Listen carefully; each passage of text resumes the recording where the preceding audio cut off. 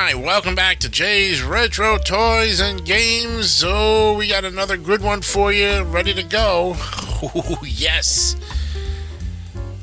Where is it? Oh my god, it's not there. There it is. Welcome back to Jay's Retro Toys and Games. And before diving into today's nostalgic deep dive, a huge shout out goes to Susan Fit47 for her continuous support and passion for NES accessories. Her enthusiasm for classic gaming gear keeps the retro spirit alive and inspires episodes like this one. Today's journey takes us into one of the most fascinating corners of the 8-bit era. The story of Hudson Soft, their legendary Joycard controllers, and the mysterious Sansui SSS sound system. These weren't just accessories or side projects. They were part of a bigger story about how creativity and innovation shaped the way we played games in the 1980s.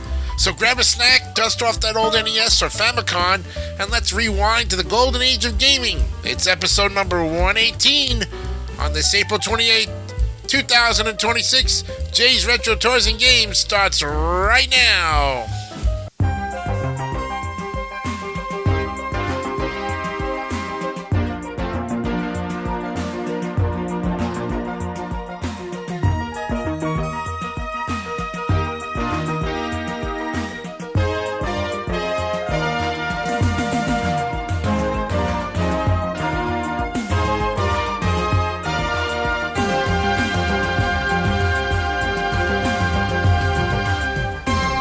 I'm your host, Jason DeCanio, and we welcome you to another week of Jay's Retro Toys and Games, episode number 118 on this Tuesday, April 28th, 2026, 1 month, and we wrap up Season 4, take our little break, and go into Season 5 during the summertime into the fall to continue on this fantastic show that's been part of Jay's All TV channel since the beginning, and we've carried over our episodes. Don't forget also, too, to look at the back episodes on our other YouTube channel.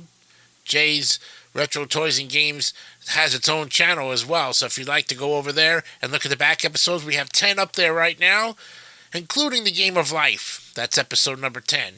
Okay? So look at those first season shows, buff up the views, and let's go with it, you know? But right now, we have an interesting NES accessory that's carried on a very interesting history.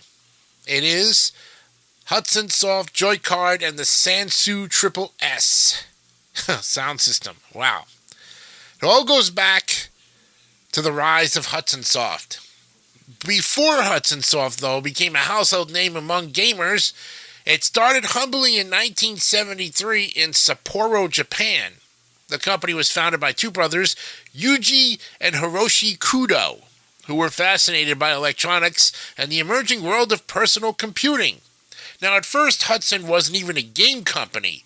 It was a small shop selling radio parts and photography equipment. But the Kudo brothers had a vision. They wanted to bring technology into people's homes in fun and accessible ways. By the late 1970s, Hudson Soft began developing software for early Japanese computers like the Sharp MZ series and the NEC PC 8801. They were one of the first companies in Japan to see the potential of home computing as a platform for entertainment. Their early programs were simple, but they showed a spark of creativity that would later define their games. When Nintendo released the Famicom in 1983, Hudson Soft saw an opportunity that would change their destiny. They became one of the very first third-party developers licensed by Nintendo. A huge deal at the time. This partnership opened the door for Hudson to bring their unique style of game design to living rooms across Japan. And their early Famicom titles like Lode Runner and Nuts and Milk were instant hits. Lode Runner in particular became a phenomenon known for its clever puzzle platforming and level editor, something unheard of on consoles back then. But it was Bomberman, released in 1985, that truly put Hudson Soft on the map. The game's simple yet addictive gameplay combined with its charming characters and catchy music made it a timeless classic. Hudson's success wasn't just about fun games, it was about personality. Their titles had a warmth and energy that stood out in an era dominated by arcade ports and simple shooters. They built a reputation for creativity, and that same spirit would soon lead them to experiment with hardware, something few software companies dared to do. By the mid-1980s, Hudson Soft had become a trusted name among gamers, but they weren't content to just make games. They wanted to improve the way people played them, and that's where the Joycard came in. Now, the Joycard was like Hudson's take on the standard Famicom controller, but with a twist. It looked familiar, yet it offered features that made it feel like a premium upgrade. The most famous version, the Joycard SSS, that stands for Super Sound System, was a marvel of a design for its time, and it included built-in turbo switches for both the A and the B buttons, allowing players to fire rapidly without mashing the buttons.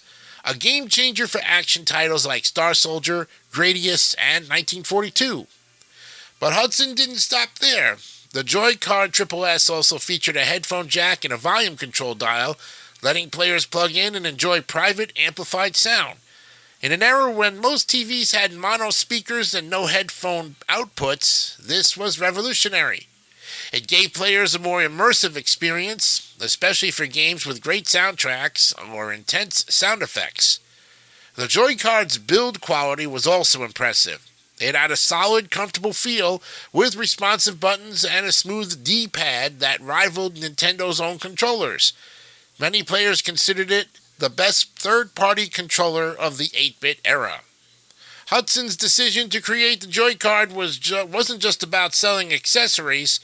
It was about enhancing the gaming experience, and they understood that the controller was the player's connection to the game, and improving that connection meant deeper enjoyment. The Joycard became a symbol of Hudson's philosophy, innovation through fun. Collectors today still praise the Joycard for its durability and design. It's one of those rare peripherals that not only worked well, but also looked cool, with its sleek silver faceplate and bold Hudson branding. It represented a time when companies weren't afraid to experiment and push boundaries, even in something as simple as a controller. And while Hudson was busy redefining controllers, another Japanese company was making waves in the world of audio, Sansui Electric. Known for their high-end amplifiers and speakers, Sansui was a respected name among audiophiles. In the 1980s, the mid-80s, they teamed up with Hudson Soft to create something special, the Sansui Super Sound System, or Sansui SSS. Now, the SSS wasn't a controller, it wasn't a console or a controller. It was an audio enhancement system designed to bring richer, more dynamic sound to the Famicom and other home consoles. It connected through the AV output and delivered stereo quality sound through external speakers. For gamers used to the flat, tiny audio of old CRT televisions, the difference was night and day. Imagine playing Bomberman or Adventure Island and hearing the music come alive with depth and clarity. The Sansui SSS made that possible. It was marketed as a premium accessory for serious gamers who wanted the best audio-visual experience possible. And while the SSS never became a mainstream hit outside Japan, it remains a fascinating piece of gaming history. It showed how companies were thinking beyond just graphics and gameplay. They were exploring how sound could make games more immersive. In many ways, it was a precursor to the surround sound systems and gaming headsets that would become standard decades later. And the collaboration between Hudson and Sansui also reflected a broader trend in 1980s Japan, the blending of entertainment and technology. And companies from different industries were coming together to create new experiences, and the Sansui SSS was a perfect example of that spirit. By the late 1980s, Hudson Soft had become one of the most influential names in gaming. Their partnership with NEC led to the creation of the PC Engine, known in North America as the TurboGrafx 16, a console that pushed the limits of what 8-bit hardware could do. Hudson's hardware innovations continued with new versions of the Joycard for the PC Engine, each improving on the last. They even developed the multitap, an accessory that allowed up to 5 players to join in on games like Bomberman. It was another example of Hudson's commitment to making gaming more social and fun. But as the 90s rolled in, the gaming landscape began to change.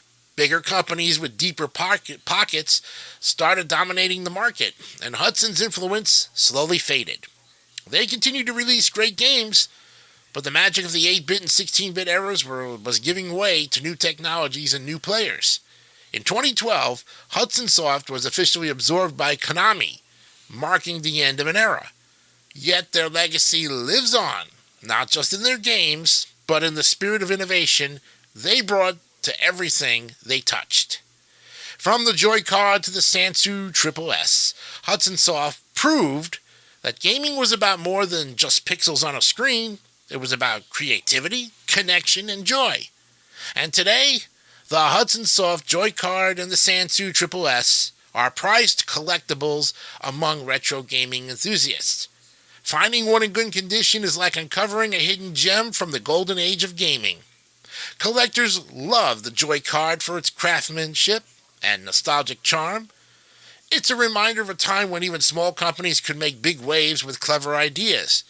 The Sansui SSS, meanwhile, stands as a testament to how far ahead of its time Hudson and Sansui were, experimenting with sound design long before it became a mainstream focus. These relics remind us that gaming history isn't just about consoles and cartridges. It's about the creativity, passion, and innovation that shaped the experiences we still cherish today. And that's the story of the NES Hudson Soft Joycard and the Sansui SSS. 2 incredible pieces of retro tech that captured the imagination of a generation. If this trip down memory lane brought back some good vibes, hit that like button, subscribe, and ring the bell for more nostalgic deep dives right here on Jay's Retro Toys and Games. Until next time, keep those controllers plugged in and those memories alive. And we will see you on Thursday for episode number 119 with another look at a fantastic, interesting NES accessory. Thanks, SusanFit47. Have a great night. We'll see you on Thursday. Bye for now.